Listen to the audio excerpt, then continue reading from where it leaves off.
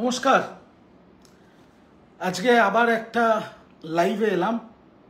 কাজের ব্যস্ততার জন্য ফেসবুকে পোস্ট করতে পারিনি যে 9টার সময় লাইভে আসব, কিন্তু হঠাৎ করে লাইভে এলাম। আমি জানি মানুষ জুড়বে লাইভে, যারা এখন জুড়বে তাদের সাথে এখনই কথা হয়ে যাবে, আর যারা দেখতে পারবেন না লাইভটা পরে দেখে নেবেন, কারণ এটা আমার ফেসবুকে থাকবে।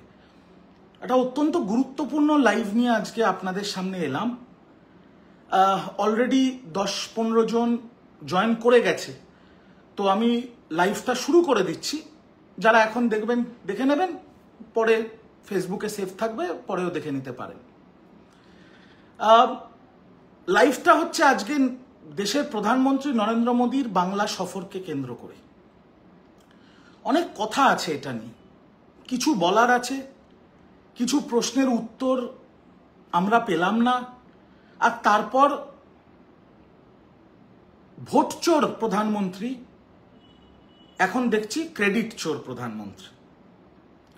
ভোট চোর মোদি এখন ক্রেডিট চোর মোদি। এই নিয়ে বিস্তারিত আসব, কিন্তু কথাটা হচ্ছে 2024-এর লোকসভা, 2021-এর বিধানসভা, এই দুটো ভোট যখন বাংলায় হয়েছিল তখন দেশের প্রধানমন্ত্রী নরেন্দ্র মোদী, দেশের স্বরাষ্ট্রমন্ত্রী অমিত শাহ, দেশের বিভিন্ন রাজ্যের মুখ্যমন্ত্রী, ক্যাবিনেট মিনিস্টার সব ডেলি প্যাসেঞ্জারি করছে বাংলায়। ডেলি প্যাসেঞ্জারি।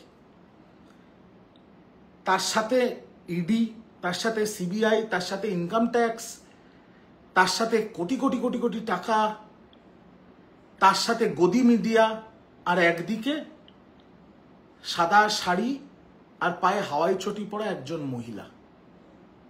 আর সেই লড়াইয়ের 2021-এর লড়াই এবং 2024-এর লড়াইয়ের ফলাফল কি হয়েছে সেটা সারা ভারতবর্ষের মানুষ জানে, নতুন করে বলার কিছু নেই।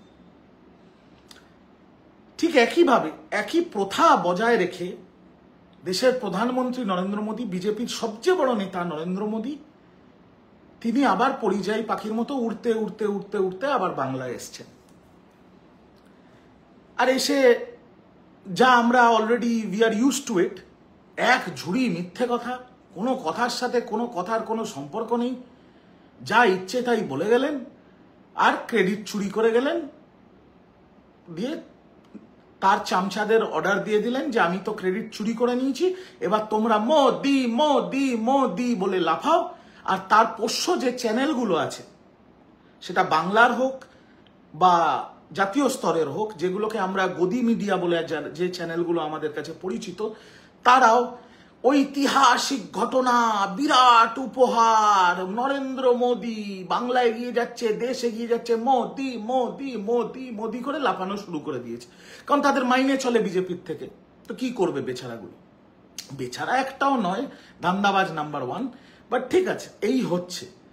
তো সেই জায়গায় দাঁড়িয়ে আমি রিজু দত্ত, তৃণমূল কংগ্রেসের মুখপাত্র, আমার এটা দায়বদ্ধতার মধ্যে পড়ে এবং এটা আমার সম্পূর্ণভাবে দায়িত্ব যে লাইভ করে যে কটা মানুষ দেখবে বা আগামী সময়ে দেখবে বা যতটা শেয়ার হবে, আপনারা আমার লাইভকে বা আমার ভিডিওকে প্রচুর ভালোবাসা দেন। তাই এটা আমার দায়িত্ব যে নরেন্দ্র মোদীর দ্বিচারিতা, নরেন্দ্র মোদীর বাংলা বিরোধিতা, নরেন্দ্র মোদীর বাঙালি বিরোধিতা আর নরেন্দ্র মোদীর এই ক্রেডিট চুরির মুখোশটা আপনাদের সামনে আমি যাতে খুলে দিতে পারি। আমি খুলবই, আর তারপরে আপনাদের দায়িত্ব যে সেটাকে শেয়ার করিয়ে দেওয়া। তো আজকে যখন নরেন্দ্র মোদী বাংলায় এলেন, তার আগে তৃণমূল কংগ্রেস 5টা প্রশ্ন করেছিল যে আপনি যখন আসছেনই বাংলায় ভোটের জন্য পরিযায়ী পাখির মতো উড়ে তো তাহলে 5টা প্রশ্নের জবাব দিয়ে যান, হয়ে গেল। আর আমাদের স্পেসিফিক ছিল 5টা প্রশ্ন। প্রথম প্রশ্ন, আপনার ওই যে নন্টে ফন্টে মানে দেশের স্বরাষ্ট্রমন্ত্রী অমিত শাহ, তিনি কিছুদিন আগে একটা বিল পেশ করেছিলেন, 130তম সংবিধান সংশোধন বিল, যেখানে বলা হয়েছে যে যদি কোনো দুর্নীতির কারণে আপনাকে অ্যারেস্ট করা হয় আর 30 দিন অবধি যদি আপনাকে জেলে থাকতে হয়, তাহলে আপনি মুখ্যমন্ত্রী হলেও আপনাকে পদ থেকে সরিয়ে দেওয়া হবে। এই বিল পেশ হয়েছে। এবার এই বিল প্রথমেই আমি বলে দিই কোনোদিন পাশ হবে না, কারণ সংবিধান সংশোধন যে কোনো বিল পাশ করাতে হলে দুটো হাউস, মানে লোয়ার হাউস আপার হাউস, মানে লোকসভা রাজ্যসভায় 2/3 ভোটে আপনাকে সেই বিলটা পাশ করতে হবে, যে নম্বর বিজেপির কাছে নেই। তো এই বিল পাশ কোনোদিন হবে না। এটা ওই এসআইআর এর নামে যেভাবে ভোট চুরি হচ্ছে, যেভাবে মানুষের ভোটাধিকার কেড়ে নেওয়া হচ্ছে, তার বিরুদ্ধে যে প্রতিবাদের আগুন ছাড়া দেশে জ্বলছে, তার থেকে নজর ঘোরানোর একটা প্লয়। কিন্তু আমাদের প্রশ্নটা অন্য। আমাদের প্রশ্নটা হচ্ছে, যখন আপনারা এই বিলটা আনলেন, তাহলে দয়া করে বলুন তো, ইডি সিবিআই মিলিয়ে বা ইডি স্পেসিফিক্যালি 5395টা কেস করে আছে। ইডির আজকের দিনে 5395টা অনগোয়িং কেস আছে। তার মধ্যে কনভিকশন হয়েছে, মানে সাজা হয়েছে 8টা কেসে। তার মানে পার্সেন্টেজটা কত? 0.13% মাত্র। তো তাহলে এটা তো পুরোটাই রাজনৈতিক উদ্দেশ্য প্রণোদিতভাবে একটা কেন্দ্রীয় সংস্থাকে ব্যবহার করা হচ্ছে বিরোধীদের বিরুদ্ধে। এটা তো স্পষ্ট হয়ে যাচ্ছে। 5395টা কেসের মধ্যে সাজা হয়েছে মাত্র 8টায়। একটা কেন্দ্রীয় সংস্থাকে বিজেপি নিজের ডোবরম্যান হিসেবে ব্যবহার করছে, বিরোধীদের দিকে ছু করে লিলিয়ে দিচ্ছে, এটা তো প্রমাণ হয়ে যাচ্ছে। 25টা বিরোধী নেতা, সেটা হিমন্ত বিশ্ব শর্মা হোক, নারায়ণ রানে হোক, অজিত পাওয়ার হোক, যাদের বিরুদ্ধে বিজেপির অমিত শাহ, নরেন্দ্র মোদী সার্বজনীন মঞ্চ থেকে বলেছে এদের জেলে ঢোকাবো, যাদের বিরুদ্ধে ইডি সিবিআই এর কেস আছে, সেরকম 25টা বিরোধী নেতা, তাদের মধ্যে 23 জন বিজেপি জয়েন করেছে। আর বিজেপি জয়েন করার পরে সেই ইডি, সেই সিবিআই এর কেসগুলো বন্ধ হয়ে গেছে, ঠান্ডা ঘরে চলে গেছে, আজীবন ঠান্ডা ঘরে চলে গেছে। এই বিজেপির এই যে ওয়াশিং মেশিন, যেখানে চোর, ডাকাত, লম্পট, চিটিংবাজ, ধাপ্পাভাজ, ধর্ষক, খুনি যে ঢুকবে সে সাদা হয়ে বেরিয়ে যাবে, এই পলিসিটাতে জবাব তো আপনাকে দিতে হবে। যে সারা ভারতবর্ষের যত চোরচোট্টা বদমাশকে আপনারা আপনাদের পার্টিতে ঢোকাবেন, তাদের বিরুদ্ধে ইডি সিবিআই হবে না, বিজেপির কোনো নেতার বিরুদ্ধে কোনো দুর্নীতি নিয়ে কোনো রকম কোনো কেস হবে না, কোনো ইডি সিবিআই তদন্ত হবে না, সব বিরোধীদের বিরুদ্ধে হবে। আর তারপরে আপনারা সংবিধান সংশোধন বিল আনবেন যে 30 দিন কেউ জেলে থাকলে সরকার ফেলে দিতে হবে বা মুখ্যমন্ত্রী বদল করে দিতে হবে। এই উত্তরটা তো দিতে হবে মোদিজি, আপনি দিলেন না। কিন্তু এইটুকু আপনাকে এই লাইভের মাধ্যমে দায়িত্ব নিয়ে বলছি, প্রকৃতির নিয়ম হচ্ছে সময় বদলায়। প্রকৃতির নিয়ম হচ্ছে সময় বদলায়। আর যেদিন সময় বদলাবে না, এইটুকু আপনাকে গ্যারান্টি দিচ্ছি, আপনার যতগুলো ক্যাবিনেট মিনিস্টার আছে তার মধ্যে অনেকের বিরুদ্ধে তো বড় বড় কেস আছে, কিডন্যাপিং, খুন, ধর্ষণ ইত্যাদি ইত্যাদি। তাদের তো তারা তো জেলে যাবেই যাবে, ছেড়ে দিন। আপনাদের যে মুখপাত্রগুলো এখন টিভি চ্যানেলে বসে বড় বড় কথা বলছে, আগামী দিনে গদি মিডিয়ায় তাদের বাইট নেওয়ার জন্য আলিপুর জেলে যেতে হবে। এইটুকু আমি আগে বলে দিলাম। এটা ছিল আমাদের প্রথম প্রশ্ন তৃণমূল কংগ্রেসে, যার উত্তর নরেন্দ্র মোদী দেয়নি বা দিতে পারেনি।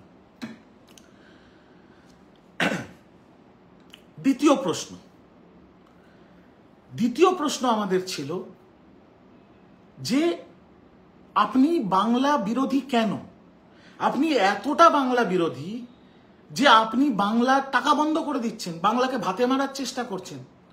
আপনি আবাসের টাকা বন্ধ করে দিয়েছেন অনৈতিকভাবে, কোনো কারণ ছাড়া। আপনি 100 দিনের কাজের টাকা বন্ধ করে দিয়েছেন। কোর্ট অর্ডার থাকা সত্ত্বেও, কোর্টের বিরোধিতা করেও আপনারা অগাস্ট মাস থেকে টাকা শুরু করেনি, কোর্ট অর্ডার দেওয়ার পরে, হাইকোর্ট অর্ডার দেওয়ার পরে। এটা কেন্দ্র সরকারের প্রকল্প। গরিব মানুষদের আপনারা ভাতে মারার চেষ্টা করেছেন। পরবর্তীকালে টাকা দিয়েছে পশ্চিমবঙ্গ সরকার এবং মুখ্যমন্ত্রী মমতা ব্যানার্জি। আর এখন আপনারা জল প্রকল্পের টাকাও বন্ধ করে দিচ্ছেন, মানে জলও খেতে দেবেন না বাংলার মানুষকে, কারণ গণতান্ত্রিকভাবে বাংলার মানুষ আপনাদের ভোটে জেতাবে না বলে। আজকের দিনে বাংলার হকের বকায়া 1,93,000 কোটি টাকা কেন্দ্রের কাছে পড়ে আছে। সে টাকা কবে দেবেন? বাংলায় আসছেন বাংলার মানুষের কাছে ভোট চাইতে, আর বাংলাকে ভাতে মারার পরিকল্পনা করছেন, বাংলার টাকা বন্ধ করে দিচ্ছেন। লজ্জা হয় না? কবে দেবেন বাংলার টাকা? এটা ছিল আমাদের দ্বিতীয় প্রশ্ন। প্রশ্নের উত্তর তো দিতে হবে, প্রশ্নের উত্তর তো দিতে হবে মোদিজি।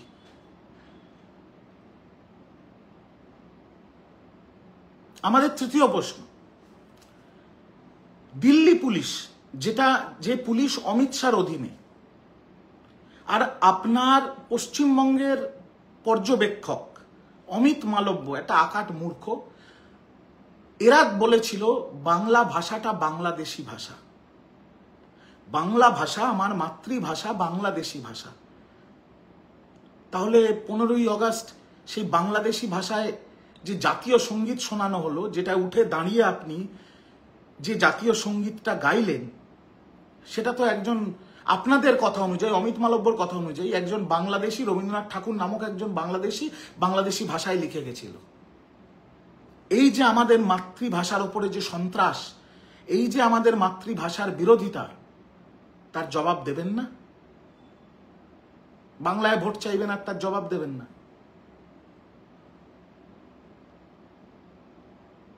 আমাদের আরেকটি প্রশ্ন ছিল,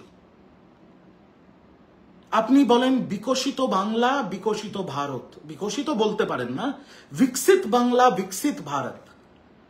তো বিকশিত বাংলা, বিকশিত ভারত বলে ঢপবাজি করে যখন বাংলায় আপনি ভোট চাইতে আসছেন, তখন বাংলার মানুষদের, বাংলার গরিব মানুষরা যারা পরিযায়ী শ্রমিক হিসেবে বিজেপি শাসিত রাজ্যে কাজ করে, তাদের বাংলা বলার জন্য মারধর করা হচ্ছে, অনৈতিকভাবে হাজতবাস করানো হচ্ছে, টর্চার করা হচ্ছে, রাতের অন্ধকারে বন্দুকের নলের সামনে দাঁড় করিয়ে তাদের ধাক্কা মেরে বাংলার সীমান্তের ওপারে পাঠিয়ে দেওয়া হচ্ছে, বাংলাদেশে পাঠিয়ে দেওয়া হচ্ছে।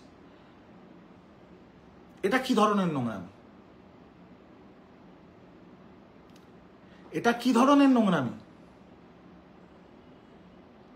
এই উত্তর তো আপনাকে দিতে হবে, কারণ আপনি বিজেপির সবচেয়ে বড় নেতা, আপনি বিজেপির সবচেয়ে বড় মুখ।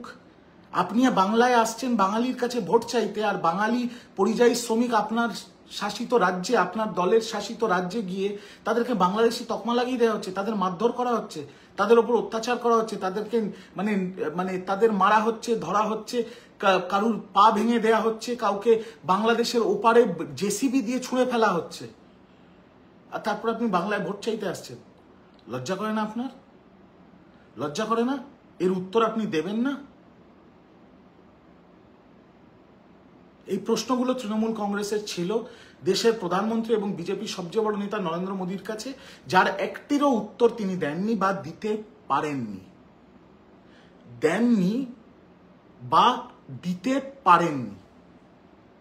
তারপর তিনি এলেন, এবং তিনি যখন বাংলায় এলেন, তিনি কি করতে এলেন? তিনি 3টে মেট্রো করিডোর উদ্বোধন করতে এলেন। গতকাল থেকে বঙ্গ বিজেপি নামক যে দলটি আছে, সেই বঙ্গ বিজেপি নামক দলটি এবং যত বিজেপির চামচা ঠোঙা নেতারা আছে, প্লাস গদি মিডিয়া, বিরাট বড় উদ্বোধন, বিরাট কাজ, নরেন্দ্র মোদী বিশাল কাজ করছে বাংলার জন্য। নরেন্দ্র মোদীর কোনো গল্পই নেই এর মধ্যে।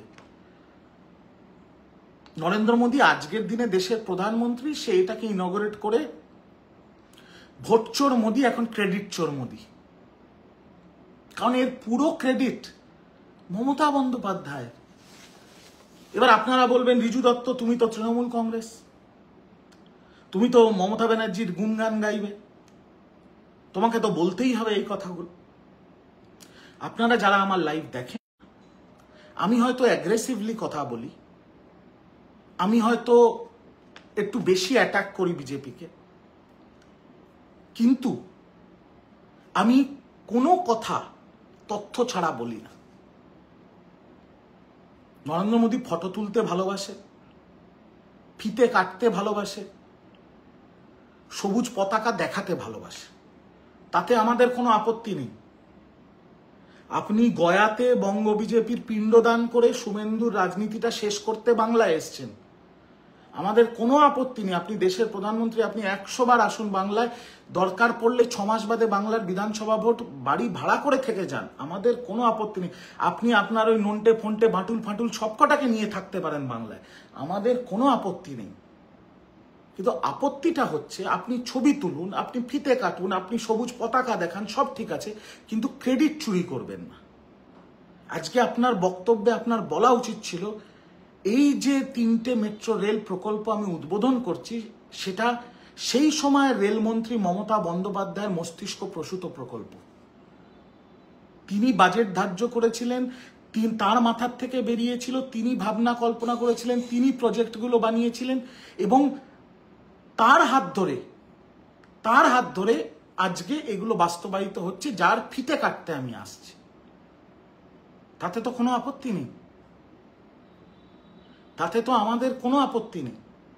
কিন্তু আপনি পুরো ক্রেডিটটা নিয়ে নিলেন মমতা ব্যানার্জির, আপনি ক্রেডিটটাকে চুরি করলেন। একটা জিনিস মনে রাখবেন মোদিজি, আপনার চামচেরা আপনাকে নিয়ে মোদি করে লাফাবে। যে গদি মিডিয়া আপনাদের পয়সায় চলে তারাও বলবে বিরাট উপহার দিয়ে গেল মোদি, ইত্যাদি ইত্যাদি ইত্যাদি নাটক করবে। কিন্তু ইতিহাস কিন্তু খুব জেদি, ইতিহাস মুছে ফেলা যায় না। আর যে ইতিহাসের পাতায় যে ডকুমেন্টেড প্রমাণ আছে সেটাকে কোনোদিন মুছে ফেলা যায় না। আজকে আপনার গদি মিডিয়ার আপনার প্রশংসার চিৎকার, আপনাদের ছোট থেকে বড় থেকে মাঝারি সব নেতাদের সব সোশ্যাল মিডিয়া আপনার জয় জয়কারের মধ্যেও ইতিহাস কিন্তু বদলানো যায় না, এটা মাথায় রাখবেন। এবার আজকে 3টে মেট্রো লাইন কি কি ইনগরেট হলো? Noapara airport yellow line, Sealdah Dharmatala east west green line, আর রুবি বেলেঘাটা অরেঞ্জ লাইন। এই 3টে লাইন ইনগরেট হলো। এবার আমার প্রশ্ন হচ্ছে যে এই যে 3টে লাইন আপনি ইনগরেট করলেন, এই 3টে লাইনের কি ডিপিআর আপনি তৈরি করেছিলেন? এই 3টে লাইনের প্রজেক্ট কি আপনি তৈরি করেছিলেন? এই 3টে লাইনের টাকা কি আপনি বরাদ্দ করেছিলেন বাজেটে? আপনাদের জামানায় তো রেল বাজেটটা উঠে গেছে। নরেন্দ্র মোদী আপনি প্রধানমন্ত্রী হওয়ার পর, আপনাদের সরকার ক্ষমতায় আসার পর তো রেল বাজেট বলে আর তো কোনো বস্তু নেই, রেল বাজেটটাকেই তুলে দিয়েছেন। আজকের দিনে রেলে প্রায় 50,000 শূন্য পদ, কোনো রিক্রুটমেন্ট হয় না, যেটা একসময় ভারতবর্ষের সবচেয়ে বড় চাকরি ছিল। মানুষ গর্ব করে বলতো আমি রেলে চাকরি করি। সেই রেলের চাকরি, রেলের বাজেট সবকটা তো আপনারা জলাঞ্জলি দিয়ে দিয়েছেন। আর তারপরে মিথ্যে কথা বলছেন আপনারা। এবার আমি একটু কিছু প্রমাণ দেখাই আপনাদের। প্রমাণ ছাড়া কথা হয় না, দেখাচ্ছি আপনাদের। এই ছবিটা হচ্ছে 2010-11 সালের রেল বাজেট, যখন রেলমন্ত্রীর নাম মমতা ব্যানার্জি। 2010-11 সালের রেল বাজেট, রেলমন্ত্রী মমতা বন্দ্যোপাধ্যায়। সেই রেল বাজেটের 127 নম্বর পয়েন্ট, এটা ডকুমেন্টেড হিস্ট্রি। ক্রেডিট চুরি করতে পারবেন, ছবি তুলতে পারবেন, ফিতে কাটতে পারবেন, ইতিহাস বদলাতে পারবেন না। সেই 2010-11 সালের রেল বাজেটের 127 নম্বর পয়েন্টে লেখা আছে, two further strengthen metro network the following extensions have been included in the budget. Number 1, Joka BBD Bagh via Majerhat. Number 2, Noapada Barasat via Biman Bondor. Number 3, Domdom New Godia via Rajarhat. Number 4, Boranogor Barakpur and Boranogor Dokhineshwar. এটা তো documented. 127 নম্বর point 2010-11 সালের rail বাজেটে। আর এই প্রজেক্টের জন্য মমতা বন্দ্যোপাধ্যায় সেই সময় দুভাগে 2010 সালে তিনি অ্যানাউন্স করেছিলেন রেল বাজেটে। জানুয়ারি ফেব্রুয়ারি 2011-তে মমতা বন্দ্যোপাধ্যায় ইয়েলো লাইন আর অরেঞ্জ লাইন, যার উদ্বোধন করলেন আজকে নরেন্দ্র মোদী, তার শিলান্যাস করেছিলেন 2011 সালে। 14 বছর আগে শিলান্যাস করেছিলেন মমতা ব্যানার্জি। এবং এই পুরো প্রজেক্টটার জন্য সেই সময় রেল বাজেটে বাংলার মুখ্যমন্ত্রী এবং তৎকালীন রেলমন্ত্রী মমতা ব্যানার্জি 10,000 কোটি টাকা বরাদ্দ করে গেছিলেন। 10,000 কোটি টাকা। মানে ব্যাপারটা হচ্ছে কিরকম বলুন তো? ব্যাপারটা হচ্ছে বীজ পুতল মমতা বন্দ্যোপাধ্যায়। মানে আচ্ছা, এবার এই যে 11 সালের যে শিলান্যাসের কথা বললাম, সেই শিলান্যাসের ছবি দেখুন। মেট্রো রেলওয়ে রেলমন্ত্রী মমতা বন্দ্যোপাধ্যায় বক্তব্য রাখছেন।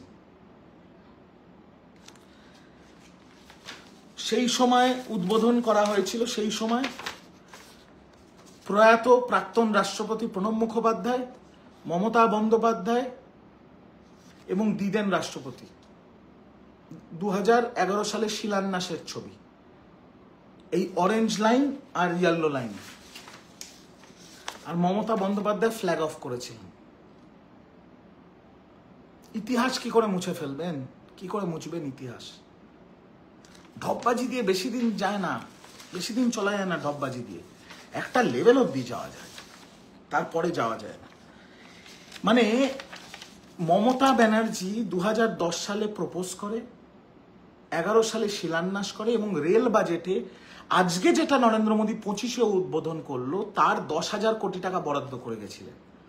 মানে ব্যাপারটা অনেকটা এরকম, আপনি একটা আম গাছের বীজ মাটিতে পুঁতলেন। মানে মমতা বন্দ্যোপাধ্যায় একটা আম গাছের বীজ মাটিতে পুঁতল, সেটার থেকে একটা ছোট চারা বেরোলো। মমতা ব্যানার্জি সার দিল, মমতা ব্যানার্জি জল দিল, দিয়ে চারাটা একটা ছোট গাছ হলো। তারপরে মমতা বন্দ্যোপাধ্যায় রেলমন্ত্রিত্ব ছেড়ে বাংলার মুখ্যমন্ত্রী হলেন, সরকার পরিবর্তন হলো, নরেন্দ্র মোদী সরকারে আসলো। আসার পর সেই ছোট গাছটা 14 বছর বাদে একটা বৃক্ষে পরিণত হলো, তাতে আম হলো, আম পাকলো। এবার পেকে যাওয়ার পর আমটা যখন ঝরে ঝরে গাছ থেকে পড়লো, তখন সেই পাকা আমগুলোকে কুড়িয়ে একটা পেটির মধ্যে ঢুকিয়ে নরেন্দ্র মোদী তার মুখে স্টিকারটা মেরে দিলেন আর নিচে মোদি মোদি মোদি বলে 3টে লেখা লিখে দিলেন। এটা এভাবে হয় না, মানুষ এত মূর্খ নয়। আপনার এমনিতেই মোদিজি, আপনার খুব খারাপ সময় যাচ্ছে পার্লামেন্টে। ট্রাম্প আপনার ওপরে রেগে আছে, গডকরি পেট্রোলে ইথানল মেশাচ্ছে, জয়শঙ্করের ফরেন পলিসি ভোগে চলে গেছে, স্মৃতি ইরানি হেরে গিয়ে আবার সিরিয়ালে ফেরত চলে গেছে। আপনার যাদের কাঁধের ওপর দাঁড়িয়ে আছেন আপনি, নীতিশ, চন্দ্রবাবু নাইডু, তারা একে একে আপনাকে ছেড়ে যাওয়ার পরিকল্পনা করছে। নীতিশ হেরে গেলে তো ভোগে চলে যাবে। আপনি পার্লামেন্ট থেকে পালিয়ে পালিয়ে বেড়াচ্ছেন, খুব খারাপ সময় যাচ্ছে। আপনি সংসদে গেলে আপনাকে ভোট চোর গদি চোর স্লোগান ওঠে। বিরোধী সাংসদরা রোজ সংসদের বাইরে যেভাবে যে ফোর্সে বিরোধিতা করছে, তারা যখন নির্বাচন কমিশনে যেতে গেছিল পুলিশের ব্যারিকেড লাগানো হয়েছিল তাদের আটকানোর জন্য, তাও পারছে না। আপনার এমনি খুব খারাপ সময় যাচ্ছে, তার মধ্যে এস্টাবলিশড হয়ে গেছে আপনি ভোটে চুরি করে জিতেছেন। আমাদের তৃণমূল কংগ্রেসের একটা স্পেসিফিক প্রশ্ন এই নিয়েও ছিল যে আপনি এসআইআর করাচ্ছেন, ইলেকশন কমিশন এখন আপনার শাখা সংগঠনে পরিণত হয়েছে, আপনি এসআইআর করিয়ে প্রায় 65 লক্ষ মানুষের ভোটাধিকার কেড়ে নিচ্ছেন। যদি এই 65 লক্ষ মানুষ অবৈধ হয়, তাহলে এই অবৈধদের ভোটে জিতে আপনি অবৈধ প্রধানমন্ত্রী, আপনি অবৈধ সরকার চালাচ্ছেন। তাহলে অবিলম্বে লোকসভা ডিসলভ করে দিতে হবে। এই কথা প্রথম আমাদের জাতীয় সাধারণ সম্পাদক অভিষেক বন্দ্যোপাধ্যায় বলেছেন যে লোকসভা ডিসলভ করে দিক, দরকার আমি প্রথম রিজাইন করব, সারা ভারতবর্ষে এসআইআর হোক, তারপর নতুন করে ভোট হোক। আপনি মানুষকে অবৈধ বলে দিচ্ছেন আর তাদের ভোটে আপনি প্রধানমন্ত্রী হয়ে ড্যাং ড্যাং করে ফিতে কাটতে আসছেন বাংলায়। লজ্জা করে না? ভোট চোর মোদি, এটা এস্টাবলিশড হয়ে গেছে সারা ভারতবর্ষে, ভোট চোর মোদি। আর আপনি গয়াতে বঙ্গ বিজেপির যখন পিণ্ডদান করছিলেন, তখন সুপ্রিম কোর্ট আপনার এই পোষ্য ইলেকশন কমিশনের গালে ঠাস ঠাস করে হাওয়াই চটির বাড়ি মেরেছে। সুপ্রিম কোর্ট আজকে পরিষ্কার বলে দিয়েছে যে বাকি যতগুলো বিরোধী দল আছে তাদের সহযোগিতা লাগবে, তাদের বিএলএদেরও সহযোগিতা লাগবে। আর আধার কার্ড, বৈধ আধার কার্ড দেখিয়ে যদি কারোর নাম বাদ যায় তাদের নাম তোলা হবে। আপনার তো দুঃস্বপ্ন শুরু হয়ে গেছে, শুধু দুঃস্বপ্নও বলবো না, আপনার শনির 7.5 শুরু হয়ে গেছে। আজকে কৌশিকী অমাবস্যা, আজকের থেকে কিছু রাশিতে শনি ঢুকবে আর কিছু থেকে বেরিয়ে যাবে। কারুর ভালো হবে, কারুর খারাপ হবে, কিন্তু আপনার যা দিনকাল চলছে লাস্ট 1.5-2 মাস, তাতে আপনার মাথার ওপরে স্বয়ং শনিদেব নাচছে। আপনার শনির 7.5 পড়ে গেছে। আপনার খুব সাবধানে মোদিজি। পার্লামেন্টে ঢুকলে ভোট চোর ভোট চোর, এবার তো বাংলায় আসলে ক্রেডিট চোর বলে লোকে চেঁচাবে আপনাকে দেখলে। এবার শুনুন নরেন্দ্র মোদী আর বিজেপির নোংরামির কথা। আমি আপনাদের তথ্য দিয়ে প্রমাণ করে দিলাম এটা মমতা বন্দ্যোপাধ্যায়ের প্রকল্প। মমতা বন্দ্যোপাধ্যায় বাজেট ধার্য করেছিল, মমতা বন্দ্যোপাধ্যায় শুরু করেছিল, বিজেপি আসার পর রেল বাজেটটাকেই তুলে দিয়েছে, এখন 25-এ উদ্বোধন করতে এসছে। এবার নোংরামিটা আপনাদের বলছি, কি নোংরামি। আপনারা শুনলে অবাক হবেন যে কোনো মেট্রো লাইন চালানোর আগে একটা সেফটি পরীক্ষা হয়। কিছু দেখে আপনারা জানেন যে কিছু ট্রায়াল রান চলে, কিছু ট্রায়াল ট্রেন চালানো হয় সেফটি দেখার জন্য। কারণ এত লক্ষ লক্ষ মানুষ এটায় উঠবে, এত লক্ষ লক্ষ মানুষ দৈনন্দিন সফর করবে, তার তো সেফটি সিকিউরিটিটা দেখতে হবে।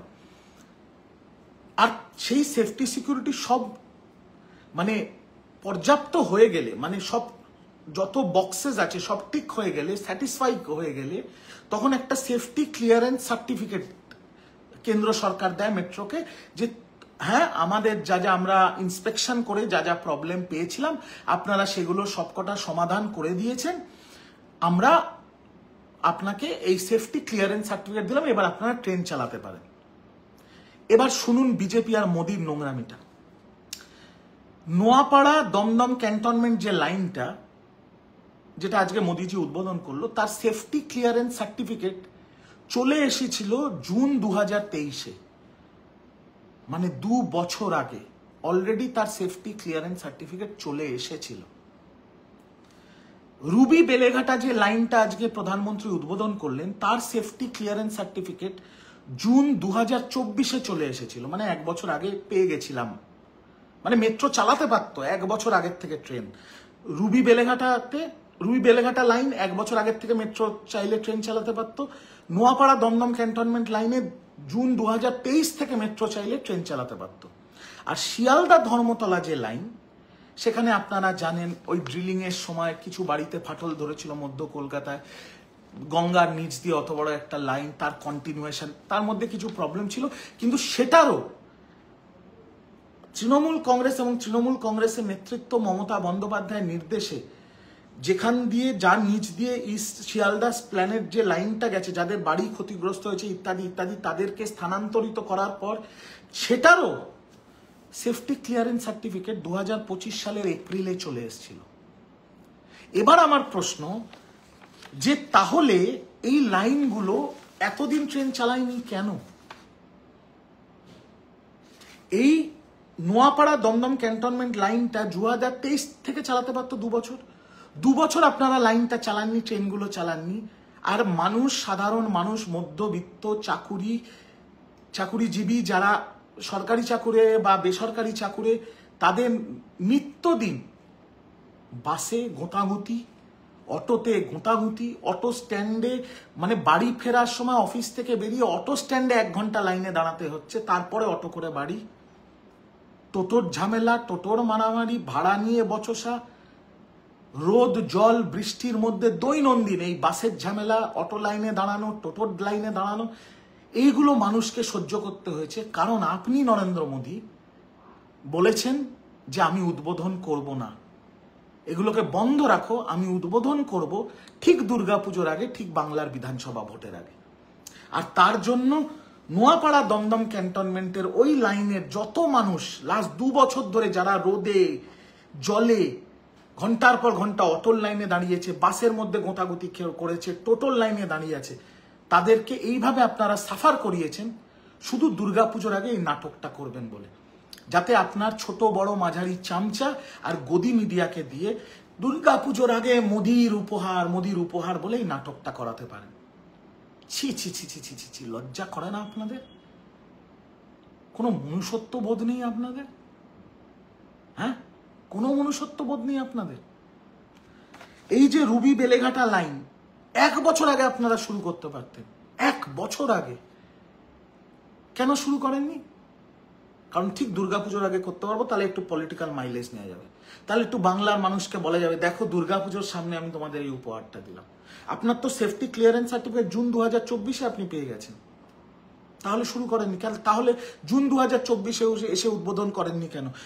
জুন 2023-এ এসে উদ্বোধন করেননি কেন নোয়াপাড়া ক্যান্টনমেন্ট লাইনটা? কারণ তাতে পলিটিক্যাল মাইলেজ হবে না, তো মানুষের সেবা হতো কিন্তু পলিটিক্যাল মাইলেজ হতো না। তাই মানুষ আপনার মানে বিজেপির অমৃতকালে মানুষের জীবনের দাম তো এমনিও 800 লাখ থেকেও নিচে। সেটা তো কুম্ভ মেলার থেকে দিল্লি স্টেশনে পদপিষ্ট হয়ে যে মানুষ মরে গেছে সেটাতে আমরা বুঝে গেছি আজকের দিনে। পেহেলগাঁওয়ের অ্যাটাক থেকে আরম্ভ করে সব কিছুতেই মোদির জামানায় সাধারণ মানুষের জীবনের দাম একটা 800 লাখ থেকেও কম। কিন্তু যে বাংলায় আপনি ভোট চাইতে আসছেন বা বাংলার মানুষের কাছে ঘুরে ঘুরে আপনার প্রতিনিধিরা ভোট চাইবে, এই নোয়াপাড়া, দমদম, রুবি, বেলেঘাটার মানুষরা যদি আপনাদের প্রশ্ন করে যে তথ্য প্রমাণ দিয়ে তৃণমূল কংগ্রেস এবং তৃণমূল কংগ্রেসের বিভিন্ন নেতা মুখপাত্ররা লাইভ করে এই কথাটা বলছে যে আপনারা সেফটি ক্লিয়ারেন্স পেয়ে গেছিলেন 23-এ আর 24-এ, তাও 1 বছর আপনারা উদ্বোধন করেননি। আমাদের বাসে ধাক্কা খেতে হয়েছে, অটোর লাইনে 1 ঘন্টা করে দাঁড়াতে হয়েছে, টোটোর লাইনে 1 ঘন্টা করে দাঁড়াতে হয়েছে। আর বৃষ্টি পড়লে তো কোনো ঠিক ঠিকানা নেই বাসের, টোটোর আর অটোর। আর তখন তো উবারও পাওয়া যায় না, আর উবার পেলেও সে ওই এক্সট্রা সারচার্জ দিতে হবে। এত কষ্টর মধ্যে আপনারা মানুষকে ফেলেছেন, উদ্বোধন করেননি কারণ সেই সময় ভোট ছিল না। আপনাদের কি বিন্দুমাত্র কোনো মনুষ্যত্ব নেই? আপনাদের কাছে কি সবকিছুই শুধু ভোট, ভোট আর ভোট? এরকম তো না যে শুধু মুসলমানরা সাফার, আপনারা মুসলমানকে দেখতে পারেন না, আপনারা মুসলমানকে ঘৃণা করেন। এরকম তো না যে শুধু মুসলমানরা সাফার করেছে। এই রুটের যে নিত্যযাত্রী তাদের মধ্যে তো অধিকাংশই হিন্দু, তারাও তো সাফার করছে। আর তাদেরকেও আপনারা সাফার করিয়েছেন শুধু দুর্গাপুজোর আগে মাইলেজ এই ফুটেজটা নেবেন বলে। ছি ছি ছি ছি ছি ছি ছি ছি।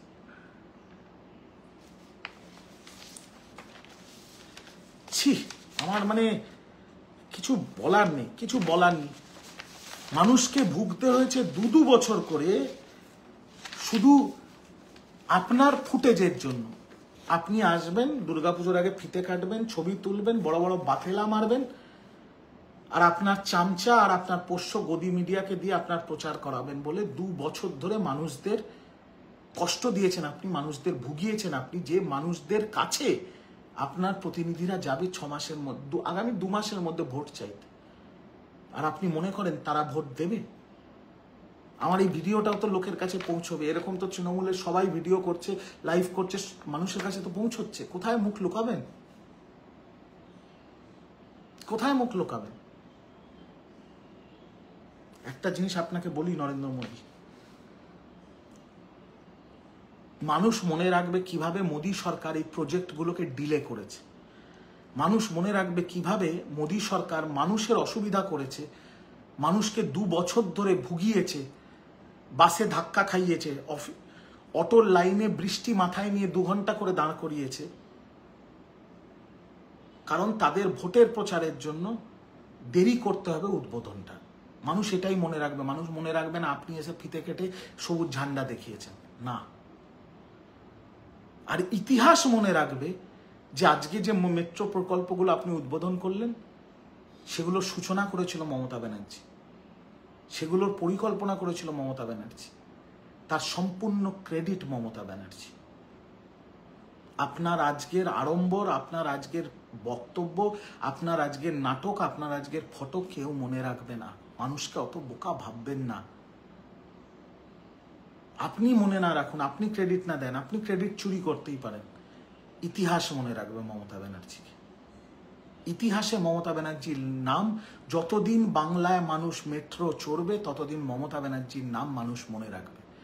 যে আজকে আমরা যে মেট্রো চড়ছি, আজকে নয়, আগামী 50 বছর বাদে, তার সূচনা করেছিল ভারতবর্ষের রেলমন্ত্রী মমতা ব্যানার্জি। কিন্তু কোন স্টেশনে গিয়ে আপনি ফিতে কেটে 4টে ছবি তুলে পতাকা দেখিয়েছেন কেউ মনে রাখবে না। এটুকু মাথায় রাখবেন নরেন্দ্র মোদী, এটুকু মাথায় রাখবেন। আর আজকে স্টেজে 3টে ঘটনা ঘটেছে যেটা নিয়ে আমি আলোচনা করতে চাই আপনাদের সাথে। প্রথম, আজকে স্টেজে মোদিজি বসেছিলেন, শুভেন্দু ছিল, শ্রমিক ভট্টাচার্য ছিল, সুকান্ত মজুমদার ছিল, শান্তনু ঠাকুর ছিল, এবং মোদিজির পাশে পাগড়ি পরা একজন ভদ্রলোক ছিলেন যার নাম রভনীত বিট্টু, বিজেপির বিরাট বড় নেতা রভনীত বিট্টু, পাগড়ি পরা একজন শিখ ভদ্রলোক, মন্ত্রী। তো আমার দুটো প্রশ্ন, একটা প্রশ্ন মোদিজি আপনাকে, আর একটা প্রশ্ন বঙ্গ বিজেপিকে। প্রশ্নটা হচ্ছে যে এই রভনীত বিট্টু কিছুদিন আগে সংসদের ভেতরে মহিলা সাংসদদের নিগ্রহ করেছিল, মহিলা সাংসদদের গায়ে হাত দিয়েছিল, আর আজকে আপনি এই লম্পটটাকে পাশে বসিয়ে সভা করছেন। দয়া করে নরেন্দ্র মোদী এই প্রশ্নটার জবাবও দেবেন যে বিজেপিতে যদি লম্পট হয় তাহলে কি প্রমোশন হয়? বিজেপির কোনো নেতা যদি কোনো মহিলার সাথে অসম্মানজনক কোনো ব্যবহার করে বা শ্লীলতাহানি করে বা জামা কাপড় ধরে টানে বা গায়ে হাত দেয় তাহলে কি প্রমোশন হয়? একটা অসভ্য লোক যে মহিলা সাংসদদের গায়ে হাত দিয়েছিল, ধাক্কাধাক্কি করেছিল, তাকে আপনি পাশে বসিয়ে সভা করছেন, লজ্জা লাগলো না? আর এইদিকে আপনি মহিলা সুরক্ষা বলে নাটক করেন, আপনার বাংলার 2 টাকার নেতারা মহিলা সুরক্ষা নিয়ে মিছিল করে, সামান্য চক্ষু লজ্জাটাও কি নেই?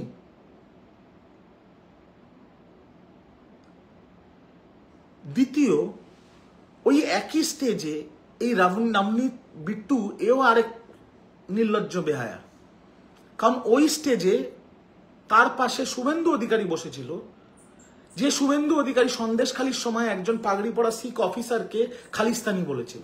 খালিস্তানি মানে তো জঙ্গি, সন্ত্রাসী। ওই স্টেজে সুকান্ত মজুমদার বসেছিল, যে সুকান্ত মজুমদার কিছুদিন আগে বিক্ষোভে লালবাজারের সামনে একজন শিখ অফিসারের পাগড়ি লক্ষ্য করে জুতো ছুঁড়ে মেরেছিল, আর তারা একসাথে সভা মঞ্চে বসে আছে। এসব রভনীত বিট্টু ফিট্টু কিরকম ধরনের, মানে কি বলবো, আর আমি ভাষা খারাপ করতে চাই না, আমাকে অনেকে বলেছে একটু ভাষা ঠিক রাখতে। কি ধরনের প্রোডাক্ট এরা, যে এদের ধর্মকে গালাগাল যারা দিচ্ছে, এদের পাগড়িকে গালাগাল যারা দিচ্ছে, যারা শিখ সম্প্রদায়ের মানুষকে খালিস্তানি বলে দাগিয়ে দিচ্ছে, জঙ্গি বলে দাগিয়ে দিচ্ছে, তাদের সাথে এক মঞ্চে বসে হাই করছে। এদের কি চারিত্রিক গঠন তাহলে বুঝে নিন। দ্বিতীয় প্রশ্ন, মোদিজি এখন বাংলা বিধানসভা ভোটের আগে একটা ডায়লগ মুখস্থ করেছেন। আমার মনে হয় ওইটা টেলিপ্রম্পটার দেখে বলে না, ওটা মুখস্থ করিয়েছে ধরে বেঁধে, যে বাংলা এবার প্রচুর যেতে হবে আপনাকে, আপনি এই ডায়লগটা মুখস্থ করুন। আর সেটা ওনার বক্তব্যের শুরুতেই উনি ওই ডায়লগটা বলেন। ডায়লগটা হচ্ছে, বড়দের আমার প্রণাম, ছোটদের আমার ভালোবাসা। তো অমিত মালব্য, তুমি কোথায়? নরেন্দ্র মোদী বাংলাদেশি ভাষায় কথা বলছে, যাও তো গিয়ে একটু কানটা মুলে দাও। এটা কি হলো? বাংলাদেশি ভাষায় কথা বলছে নরেন্দ্র মোদী, বলছে ছোটদের ভালোবাসা, বড়দের প্রণাম। এটা তো বাংলাদেশি ভাষা অমিত মালব্য, যাও গিয়ে একবার নরেন্দ্র মোদীর একটু কানটা মুলে দাও। এ বাবা, এটা কি? বিজেপি শাসিত রাজ্যে এই ভাষায় কথা বললে মারবে, তুলে নিয়ে যাবে, থানায় লক আপ করবে, সব তথ্য সব প্রমাণ থাকা সত্ত্বেও বাংলাদেশি বলে দাগিয়ে দেবে। আর বাংলায় এসে নরেন্দ্র মোদী সেই বাংলাদেশি ভাষাতেই বড়দের প্রণাম, ছোটদের ভালোবাসা বলে ন্যাকামি করবে। এটা তো হতে পারে না, এই দ্বিচারিতা তো চলবে না গুরু বাংলায়। এতদিন ছিল জয় শ্রীরাম, জয় শ্রীরাম, জয় শ্রীরাম। গতবার যখন এসছিলেন বলছে জয় মা দুর্গা, জয় মা কালী। আর এইবার এসে মা দুর্গা, মা কালী ছেড়ে দিন, 108টা পীঠস্থান থেকে শুরু করে রামকৃষ্ণ পরমহংসদেবকেও টেনে নিয়েছে। কেউ বাঁচাতে পারবে না তোমায়, কেউ বাঁচাতে পারবে না আপনার বাংলার ইউনিট বিজেপিকে। মোদিজি কেউ বাঁচাতে পারবে না। আপনি যতবার পারুন মা দক্ষিণাকালীর নাম নিন, যতবার পারুন মা দক্ষিণেশ্বরীর নাম নিন, যতবার পারুন মা কঙ্কালীর নাম নিন, যতবার পারুন মা তারার নাম নিন। আজকে কৌশিকী অমাবস্যা, আপনি যতবার পারুন রামকৃষ্ণ পরমহংসদেবের নাম নিন, মা দুর্গাকে ডাকুন। আপনার বাংলার ইউনিটকে কেউ বাঁচাতে পারবে না, কারণ ভগবান আপনাদের থেকে মুখ ফিরিয়ে নিয়েছে। আপনারা তো রাজনীতির জন্য ভগবানেরও অপমান করেন। স্বয়ং নারায়ণ জগন্নাথ দেব বাংলায় এসছে, দীঘায় জগন্নাথ ধাম তৈরি হয়েছে, আপনারা জগন্নাথ ধামকে অ্যামিউজমেন্ট পার্ক বলেছেন, মহাপ্রসাদকে হালাল প্রসাদ বলেছেন, আর তারপরে ঠাকুর দেবতার নাম নিলেই ভোট পেয়ে যাবেন নাকি? মূর্খ ভাবেন বাঙালিকে, মূর্খ ভাবেন। হ্যাঁ, তারপর কি বলছেন, আসল পরিবর্তন করতে হলে কি বলেছেন, তৃণমূলকে হাটাও বিজেপি বাঁচাও, নাকি একটা ভুলভাল বলেছেন। তো আপনি তো এত বছর ধরে দেশ চালাচ্ছেন, দেশে পরিবর্তন হয়নি কেন? প্রতি বছর 2 কোটি চাকরি হয়নি কেন? সবাই পাকা বাড়ি পায়নি কেন? কৃষকের আয় 3 গুণ হয়নি কেন? 100টা স্মার্ট সিটি তৈরি হয়নি কেন? বুলেট ট্রেন চলেনি কেন? মানুষের অ্যাকাউন্টে 15 লক্ষ টাকা ঢোকেনি কেন? আপনার তো হয়ে গেল 11-12 বছর প্রধানমন্ত্রী। বাংলার পরিবর্তনের কথা বলার আগে দেশের পরিবর্তনটা করুন, সেটা আপনার প্রধান কাজ। আপনি প্রধানমন্ত্রী, বাংলার কথা ভাবতে হবে না। আপনাদের কথা এটা সোনার বাংলা কোনোদিন হবে না। এটা রবি ঠাকুরের কথা, সোনার বাংলা ছিল, আছে, থাকবে। আর বাংলায় 2011 সালে পরিবর্তন হয়ে গেছে, আর কোনো পরিবর্তন হবে না। বিচারপতিদের নামে কিছু বলা যায় না, কিন্তু একজন বিচারপতি স্বমহিমায় বিজেপির প্রোগ্রামে বসবেন, দিলীপ ঘোষের সাথে পাশে বসে দাঁত বার করবেন, তারপর যেটাকে বলে সুমোটো কগনিসেন্স করে একটা কেস করে ওবিসিদের নামে জয়েন্ট এন্ট্রান্সদের রিপোর্ট রেজাল্ট আটকে রেখে দেবেন মাসের পর মাস। মানে বিজেপিকে সুবিধা করে দেওয়ার জন্য লক্ষ লক্ষ বাচ্চার ভবিষ্যৎকেও আপনারা অন্ধকারে ঠেলে দিতে পারেন। হ্যাঁ, আপনারা বিচারপতি, বিজেপির লিগাল সেলের নিচে, আপনার হোর্ডিং এর নিচে আপনি বসে দিলীপ ঘোষের ভাষণ শুনছেন। সেই ছবি তো ভাইরাল হয়ে গেছে, কি আর বলবো। বিচারপতিদের নামে বললে আবার তো আমাকে অ্যারেস্ট করাবে। আজকে সুপ্রিম কোর্ট নির্দেশ দেওয়ার সাথে সাথে দুপুর 2টোর আগে জয়েন্টের রেজাল্ট বেরিয়ে গেছে, হায়ার এডুকেশনের রেজাল্ট বেরিয়ে গেছে।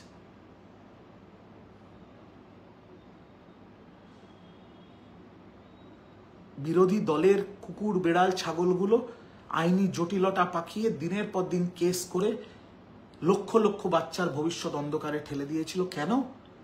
যাতে মমতা ব্যানার্জিকে চাপে ফেলা যায়, যাতে মমতা ব্যানার্জির সরকারকে চাপে ফেলা যায়। সুমোটো কগনিসেন্স, কেউ কেস করেনি, সেই বিচারপতি নিজের থেকে কেসটা তুলে নিয়ে এসে স্থগিতাদেশ দিয়ে দিয়েছিলেন। আজকে সুপ্রিম কোর্ট তো দিয়েছে ভালো করে, আর সুপ্রিম কোর্টের অর্ডারের 2 ঘন্টার মধ্যে জয়েন্টের লিস্ট প্রকাশ হয়ে গেছে।